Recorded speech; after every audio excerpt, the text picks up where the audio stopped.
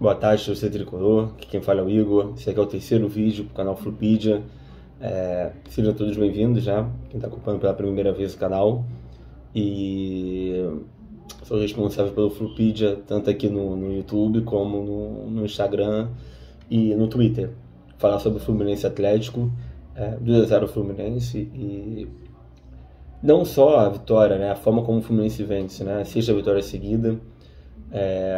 A última vez que o Fluminense também conseguiu 6 vitórias seguidas no mesmo ano foi com o Diniz, no ano passado, naquela sequência que o Fluminense engrena vencendo o Avaí. Ele tem um empate contra o América, né, um empate muito ruim, né, que ele joga com um a mais o jogo todo, e depois daquela partida do Fluminense vence o Avaí, depois ele vence o Cruzeiro, Botafogo, Ceará, Corinthians, naquele bolo de jogos, né, que o Fluminense faz entre Copa do Brasil e Campeonato Brasileiro. O Fluminense acaba empolgando, e naquela parte também que o Fred acaba, naquela parte do ano que o Fred acaba se aposentando, e dá aquele boom de sócios, e a torcida, a partir daquele momento, ela consegue apoiar o time ainda mais, né? Você tem o número de sócios aumentando, o número de torcedores presentes no Maracanã.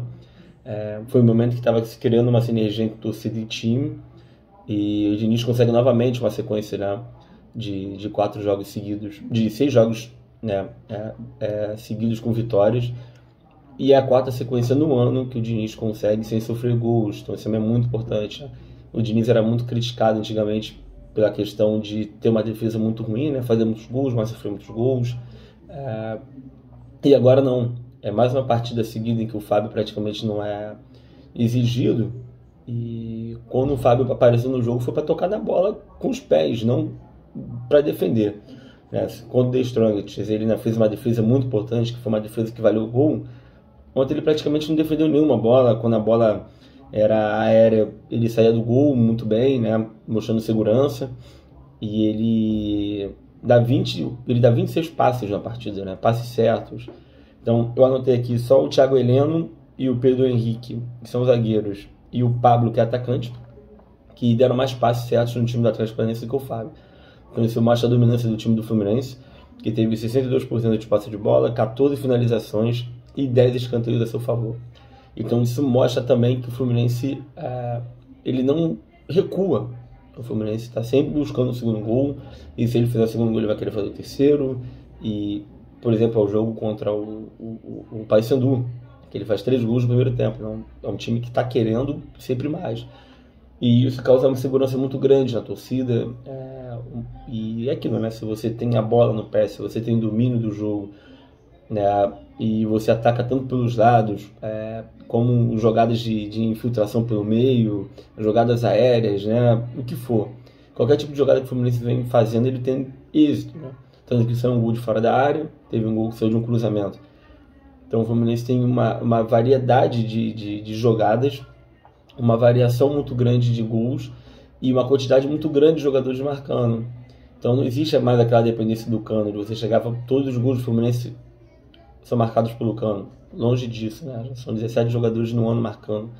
Então isso também mostra que é um time que joga muito coletivo, que não joga pro Cano. Óbvio, né? O Cano vai chegar e vai ter suas oportunidades, igual no jogo de ontem, né, que logo no começo ele estava na trave, né, que a bola sobra no cruzamento. Foi lá o primeiro lance de perigo da partida, ele estava lá na trave.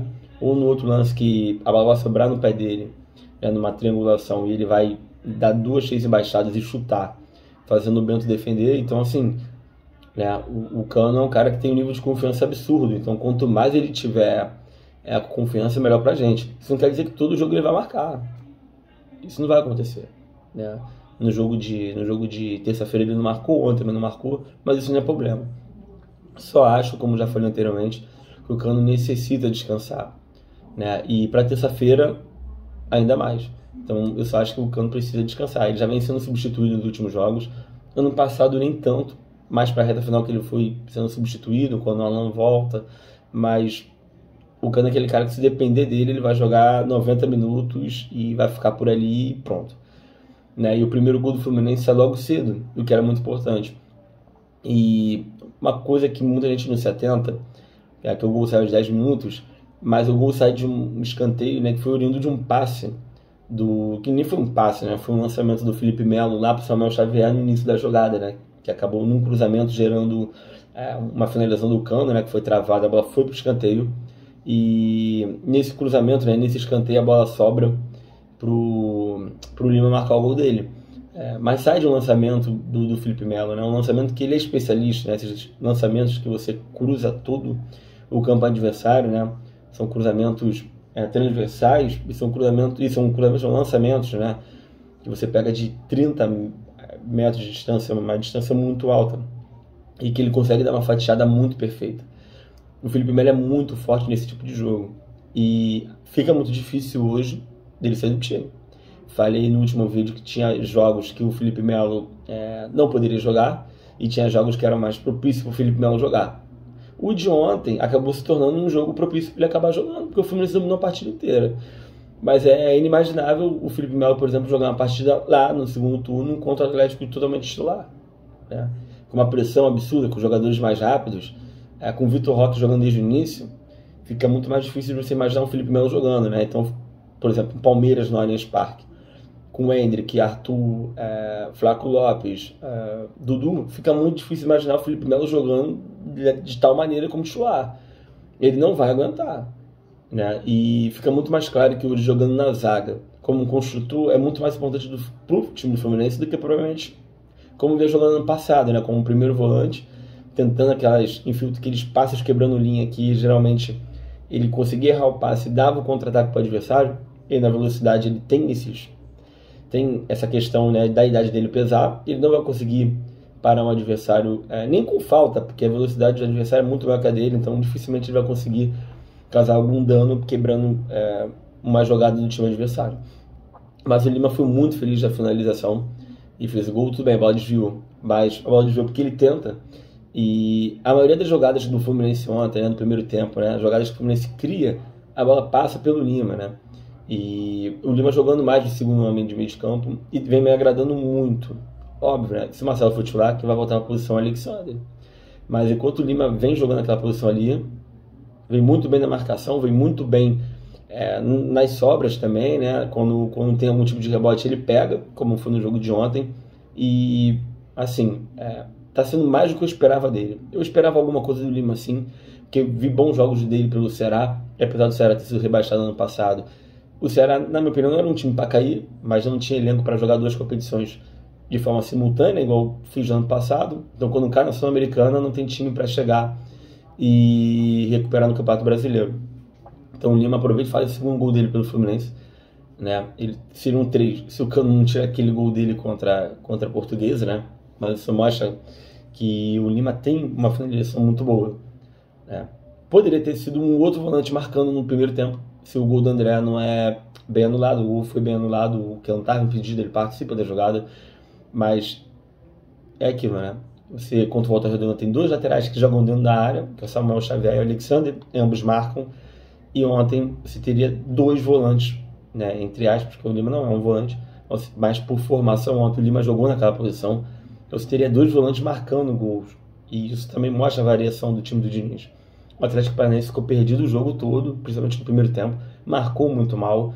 E olha que ele tinha a linha de defesa, na teoria, todo titular, os dois defensores eram titulares. Você tinha aquela parte ali da frente com o Eric e com o Fernandinho, que são titulares também. Então, assim, o Atlético Paranaense não conseguiu sair jogando direito.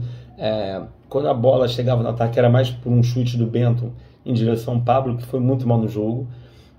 O time do Atlético Paranaense não conseguiu dominar o Fluminense. O jogo do Fluminense era em cima do Arias, jogando em cima do Pedrinho.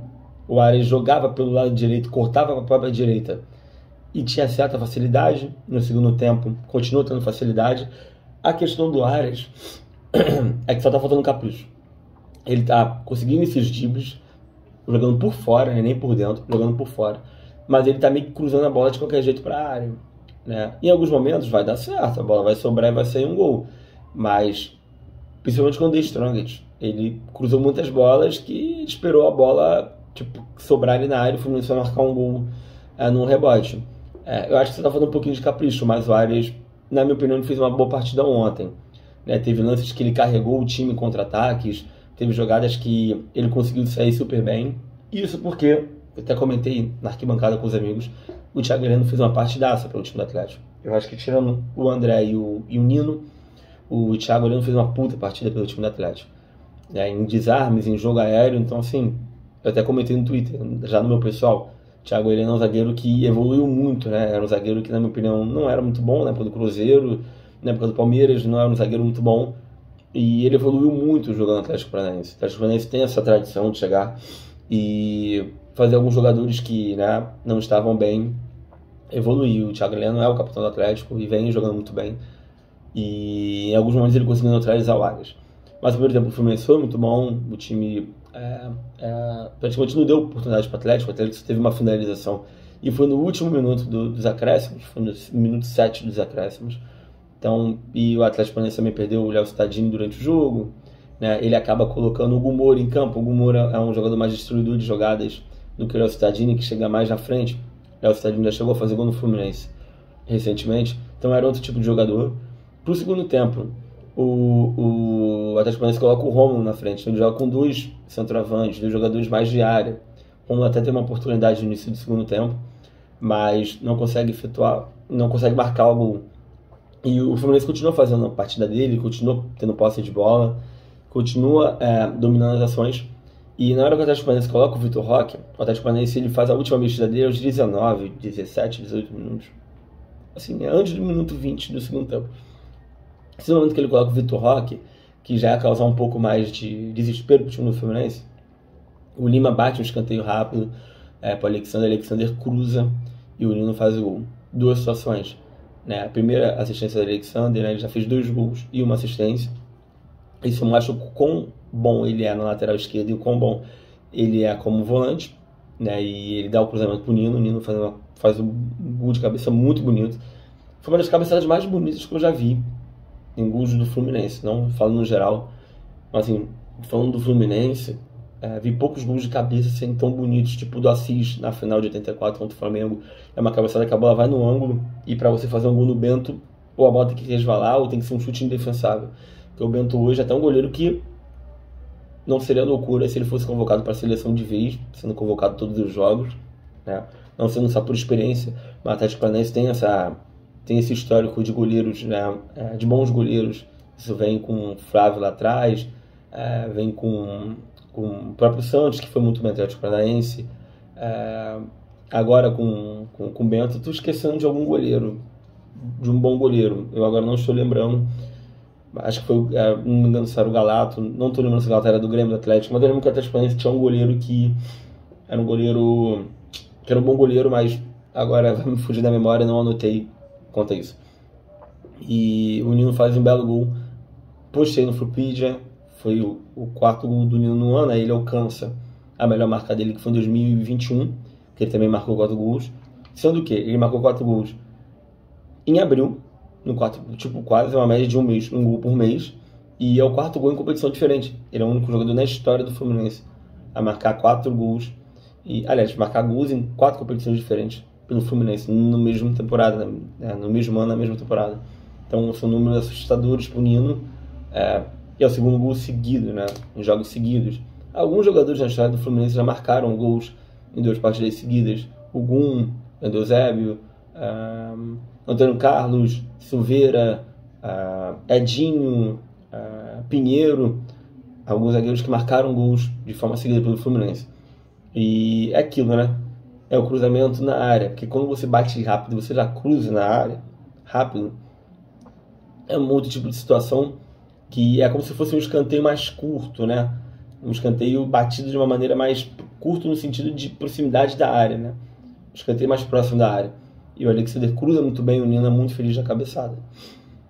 E o Diniz está sendo muito feliz, porque o Nino passou a temporada passada inteira sem marcar gols. Nessa temporada ele já fez 4 gols. Ano passado, o Manoel era protagonista no jogo aéreo. Na teoria ele é menor que o Nino. E o Fluminense sempre teve tradição de zagueiros com muitos gols. Isso já vai da dupla Gunnar e Eusébio. Quando o Gunnar e o Eusébio não jogavam, o próprio Anderson, que jogou no Fluminense em 2012, 2013, marcou alguns gols. O próprio Digão, em 2012, quando entrava, chegou a marcar gols pelo Fluminense também. Então o jogo aéreo sempre foi muito forte. Então não estava dando mais para aceitar o Fluminense bater escanteios curtos da maneira que ele batia e a bola nem chegava no ataque, porque você ficava desgastando o zagueiro vinha correndo do sistema defensivo para a área, ofensiva para cabecear, e a bola não chegava nem na área. Então mostra, né, como posso dizer, um percentual muito alto de eficácia no time do Fluminense no jogo aéreo, né? O Vitor Mendes já marcou, o Felipe Melo já marcou gols, o Manoel não marcou esse ano, mas só mostra, e o David Braz também não marcou, mas isso só mostra o quão forte vai sendo esse jogo aéreo do Fluminense. E a versatilidade, como foi anteriormente, pelo chão, pelo alto, bola parada, de pênalti, de falta. É muito difícil marcar o Fluminense e é muito difícil você chegar e prever como vai ser o próximo gol do Fluminense. Daí em diante, o Fluminense cozinha um jogo, ele coloca o Lelê, coloca o John Kennedy, ele acertadamente coloca o Thiago Santos em campo, porque o Atlético Paranaense vai começar a ter um pouco mais de posse de bola, o Vitor Roque entra, você tem o Romulo também, você tem o Pablo, você tem alguns jogadores, né, no time do Atlético Paranaense que vão chegar um pouco mais perto da área, então você precisa reforçar o jogo no meio de campo. O Fluminense, em alguns momentos, com o The Strongest, deixou, lá no início do segundo tempo, deixou o The Strongest jogar. E por mais que o Fábio não tenha sido muito exigido, o The Strongest naquele jogo conseguiu 3 escanteios no início do segundo tempo. Poderia ter sido um gol, uma jogada perigosa. Então o Diniz foi inteligente ali. E por mais que o Thiago Santos não tenha comprometido, né, no jogo, porque há muitas dúvidas quanto à contratação dele, o Thiago Santos deu conta no recado ali na marcação. O André, o Alexandre, né, o Alexandre tem um número muito alto de desarme. Então o Fluminense fez uma partida segura e venceu. Venceu, é líder, muito provavelmente vai terminar a rodada na primeira colocação. E é aquilo, né, cara? É uma tabela que não é muito complicada no início, a tabela vai se complicando mais pro meio, pro fim do primeiro turno e pro fim do campeonato. Então é uma tabela que é super viável pro time do Fluminense. Que a próxima rodada ele pega o Fortaleza, então o Fortaleza também tá nesse misto de competições. Tá jogando Sul-Americana, tem Copa do Brasil, são várias competições ao mesmo tempo. Então, assim, né, você em algum momento vai chegar e vai tropeçar. Então, quanto mais pontos você tem agora, é melhor. É inevitável. Não vai ser campeão invicto. A gente não sabe se o Fluminense vai ser campeão, mas ele joga o futebol para ser campeão. Ele é líder em todos os campeonatos que ele vem jogando, já ganhou o estadual. Então, fica muito difícil você chegar e brecar esse sentimento de euforia da torcida. É muito difícil você chegar. Falar, porra, né? Vamos ter pés no chão. Mas hoje ninguém joga um futebol melhor que o nosso. Então, é aquela questão de tipo, não vamos empolgar, mas ao mesmo tempo, pô, eu tenho direito de me empolgar, porque tá rolando esse sentimento da torcida. Fiz algumas anotações para falar com vocês. O Nino agora se tornou o 8º zagueiro com o número de gols pelo Fluminense. Ele empata com o Rangel, com Alexandre Torres e Antônio Carlos. São 12 gols. É um número bem legal, bem expressivo, né? São 206 ou 207 gols. Então, assim, se ano passado ele não fez nenhum gol, ele já fez 4 nessa temporada, ele tinha feito 4 em 2021. Então mostra que o Nino está usando a sua estatura e o time está sabendo explorar bem esse tipo de jogo, né? Risquei aqui 4 gols, marcou 4 gols em competições diferentes. Reforçar o Fábio também, que o Fábio não sofreu gol novamente. O Fábio jogou 18 jogos pelo Fluminense no ano, ele só ficou de fora de 2 partidas, né, que foi contra o Nova Iguaçu e Boa Vista. Contra o Boa Vista a gente sofre um gol no fim, mas não era o Fábio que estava no gol, né, era o Pedro Rangel. E então o Fábio sofreu 9 gols em 18 jogos, é praticamente um gol sofrido em 2 partidas, é um nível muito alto. O Fábio praticamente só sofreu gols esse ano em clássicos, contra o Flamengo e Botafogo. Sofreu do Volta Redonda também, e o gol contra o Sporting Cristal. Nenhum desses gols o Fábio teve culpa. Então isso também mostra, né, que a participação do Fábio com a bola no pé é muito maior do que embaixo da trave. Então isso mostra, né, que o sistema defensivo está indo muito bem, e quando o Fábio foi exigido, o Fábio foi muito bem também, né? John Arias, ele tornou-se agora o 10º estrangeiro com o maior número de jogos pelo Fluminense. Ele é o 2º colombiano também com o maior número de jogos pelo Fluminense, está atrás do Valência. Acredito que até o fim da temporada, né, se tudo for como a gente planeja, ele consegue passar o Doval e ficar em 6º lugar, né? Ele tem por volta de 44 jogos, se não me engano, para chegar no Doval, 45 para ultrapassar. Então até o fim da temporada ele deve ter uns 40 jogos para jogar por aí, então ele pode encostar ou passar. né? Se ele for permanecer no Fluminense, que é o que a gente deseja, o que parece que o Arias deseja também, ele pode, né, construir o caminho dele como ídolo do clube e mais para frente até pensar em passar o Conca, que é o primeiro da lista. Tudo bem, o Conca tem 172 jogos à frente do Arias, é muita coisa.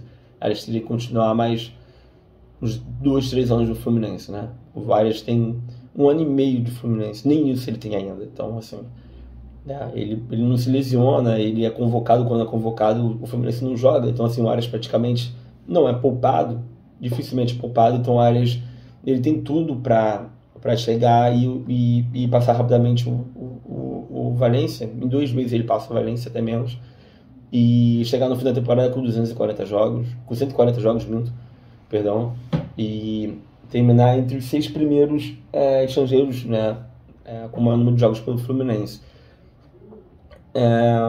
Falei também dos zagueiros que marcaram 2 partidas seguidas. Alexander, né? O Alexander, ele tem 15 jogos pelo Fluminense e tem 13 vitórias, né? E só 2 derrotas. Número muito absurdo, tem 2 gols e 1 assistência. Número de desarmes altíssimo. Alexander tem uma desenvoltura muito grande, ele parece ser bastante experiente, né? Mas ele estreou no Fluminense contra o São Paulo, que foi há 6 meses atrás. Alexander, para muitos jogadores, para muitos clubes, seria um jogador cru, né? De ter poucas partidas, mas o Alexander está voando em todas as posições que ele joga. Fica muito claro no time titular do Fluminense que muitos jogadores são polivalentes. Felipe Melo é volante de origem e joga como zagueiro. O Lima é um meio de campo que joga mais à frente, mas atua como volante. Alexander é um volante, mas joga como lateral esquerdo. Isso é do Diniz. O Diniz, no último jogo, tentou colocar o Alexandre Jesus como lateral direito. A gente tem nossas ressalvas, acho um jogador muito fraco para jogar no Fluminense. Mas o Diniz já teve êxito lá atrás com o Caio Henrique, que é um meio de campo, né, um camisa 10, mas que virou lateral esquerdo e hoje é o melhor lateral esquerdo da Ligue 1. Então, assim, o Diniz acha que isso pode dar certo com o Alexandre Jesus, mas se com alguns jogadores deu, né, na cabeça dele, com o Alexandre Jesus também pode dar certo. Então, quem é o técnico é o Diniz, quem treina é o Diniz, quem está ali no CT todo dia já não treina é o Diniz, não sou eu. A gente pode contestar, vaiar, elogiar, ficar feliz, mas quem é o treinador é o Diniz, não é a gente, né? Então o Alexandre tem números assim absurdos pelo Fluminense. Principal, postei no Flupedia, acho que o post que deu mais sucesso ontem, é a 7ª vitória seguida do Fluminense no Campeonato Brasileiro. Ele venceu 5 partidas ano passado, 2 partidas esse ano, é o líder. E ele nunca na história do Campeonato Brasileiro, juntando Taça Brasil, torneio Roberto Gomes Pedrosa, o Fluminense jamais venceu 7 partidas seguidas.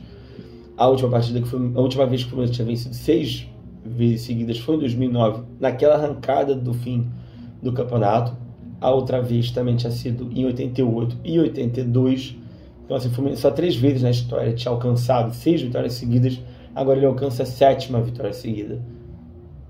Cara, são números assim absurdos. Pode conseguir a 8ª vitória seguida contra o Fortaleza no Castelão.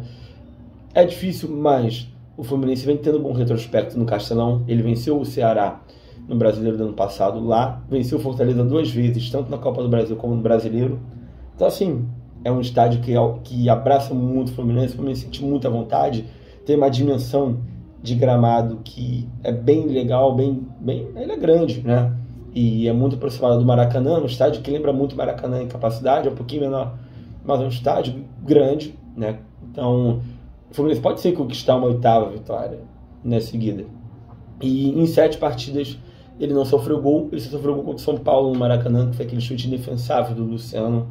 Do resto, não vem sofrendo gols também no Campeonato Brasileiro. Então, quanto maior é o nível dos jogos, né? Copa do Brasil, Libertadores, brasileiro, parece que o time está mais atento e menos sofre, o que é extremamente bizarro, né? Isso mostra o comprometimento do elenco, mostra como o sistema defensivo está muito forte. E o sistema defensivo, quando a gente fala, é lá da frente, é com o Cano marcando, com o Ganso marcando, com o Ganso desarmando, como ele desarmou num dos gols do Fluminense na final do Carioca, e do meio de campo também marcando lá na frente, não deixando a bola chegar para o Nino e Felipe Melo serem pegos de surpresa. Então isso mostra o quão forte é o sistema defensivo, e isso vem tanto da primeira parte do campo como na terceira parte da última parte do campo. São 15 vitórias em 20 jogos no ano. é um número também assombroso. O Fluminense perdeu 4 partidas no ano, empatou uma, o único empate foi contra o Boa Vista, foi aquele gol que o Fluminense sofreu no último minuto.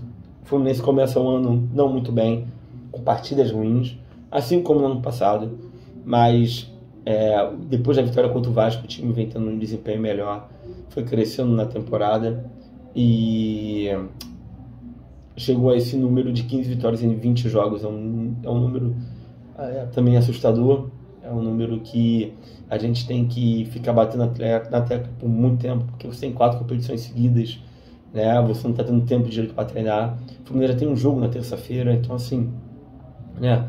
Você vê uma confiança absurda do time na saída de bola, quando marca na frente, quando tem a bola no meio de campo. Você vê os jogadores mais jovens do time, Martinelli, André, Alexander, tendo um nível de experiência muito grande, porque joga com jogadores mais experientes, como o Ganso, por exemplo, como o Samuel Xavier, como o Keno. Keno, esse que na minha opinião foi o único jogador que foi abaixo ontem. Não foi bem, né? Ficou de fora da última partida, mas o Keno ontem teve uma atuação muito ruim, não teve uma atuação boa, e aí vai se questionar a titularidade dele, né? Se o Marcelo voltar na próxima partida, aí o Marcelo vai voltar para a lateral, o Alexander volta para o meio, aí vai acontecer que o Lima vai virar titular, você vai ter o Lelê jogando na posição do Keno, porque o Lelê acho que pode ser muito mais vital para o time do que o John Kennedy jogando na ponta, ou jogando como um atacante junto com o Cano no ataque. Então fica também essa observação sobre esse número alto de vitórias. E agora tem Paysandu na Copa do Brasil. Paysandu venceu nesse final de semana, no primeiro jogo da semifinal do Campeonato Paraense, mas a partida não foi boa, o time não fez um bom jogo contra o Águia de Marabá, né, que já enfrentou o Fluminense na Copa do Brasil 2009. A atuação foi ruim e, pelo que eu pude ver, o Paysandu está muito mais focado agora em tentar ir para uma final do Campeonato Paraense do que tentar uma remontada contra o Fluminense, porque você tem que tirar 4 gols do Fluminense para passar direto e 3 para levar para os pênaltis. Na minha opinião, não pouparia o time inteiro, porque o Fluminense, quando poupou o time inteiro no ano, não teve boas atuações, né? Ganhou do Nova Iguaçu por 1-0, com uma partida muito ruim, empatou com o Boa Vista com 1 a mais durante todo o segundo tempo, e foi um jogo muito amargo, muito melancólico para quem foi no Maracanã. Eu não pouparia o time todo, mas como o Paysandu vai ter que se entregar à partida, vai tentar lutar pelo impossível, e isso aqui é futebol, pode acontecer de um desastre lá para o Fluminense. Já aconteceu de tomar 4-1 da Chape, tomar 5-2 de América de Natal. A gente tem que respeitar o adversário, mas iria com um time um pouco mais jovem, então pouparia o Felipe Melo, colocaria o Vitor Mendes, não colocaria o Cano em campo, colocaria o John Kennedy, colocaria o Lelê em campo. Eu acho que o Lima ainda pode continuar titular, porque o Lima não vem sendo titular em todos os jogos, então pode muito bem do Lima jogar. Você pode colocar o Guga em campo no lado do Samuel Xavier, você pode colocar o Guga na lateral esquerda, né? É super viável disso acontecer também. E não poupar o time inteiro, mas poupar 4, 5 peças do time, porque já pude ver que o Fluminense vai seguir para Fortaleza direto, depois de uma sequência de jogo contra o River Plate e Vasco. Então, assim, na minha opinião, você poupa o time, não colocaria o Cano em campo, principalmente Felipe Melo, não colocaria o Marcelo também, e daria mais rodagem para o elenco. Você poderia colocar o Pirani, colocar o Arthur. Você tem opções para dar rodagem para o elenco, tá? Até o próprio Keno você pode colocar de titular, porque ele já não jogou o jogo contra o The Strongest, então você pode muito bem colocar o Keno em campo, mas não colocaria o time titular, e muito menos colocaria um time todo reserva. Mesclaria, porque se for chegar e conseguir um empate lá, né, sem pretensão de passar sufoco, ok, mas o Fluminense pode muito bem vencer também, como venceu em 2015, quando enfrentou o Paysandu na volta. O time do Paysandu naquela época era muito melhor, tinha o Iago Pikachu. Ele fez um jogo muito mais duro aqui no Maracanã, um 2-1 no Maracanã pro Fluminense, do que propriamente no jogo da volta no Mangueirão, que o Fluminense também venceu, mas iria com o time mesclado, não iria com o time titular, nem iria com o time totalmente reserva. Então isso aí, gente, vamos aproveitar. O Maracanã, por casa cheia ontem, nós tivemos o segundo maior público do Fluminense em estreias do Campeonato Brasileiro, tirando apenas os mais de 60 mil na estreia do Romário em 2002 contra o Cruzeiro, no qual o Diniz marcou um dos gols do Fluminense. E então esse público passou o jogo contra o Figueirense em 2014 na estreia. Então, e na minha opinião tinha muito mais de 40 mil torcedores no Maracanã ontem, mas não entendo, mas mostra o quanto a torcida tá forte, já vai esgotar os ingressos contra o River, então vamos curtir a vibe, vamos curtir a pegada, porque o Fluminense está muito bem, o Fluminense está voando, e terça-feira tem mais. Saudações de colores, até o próximo vídeo.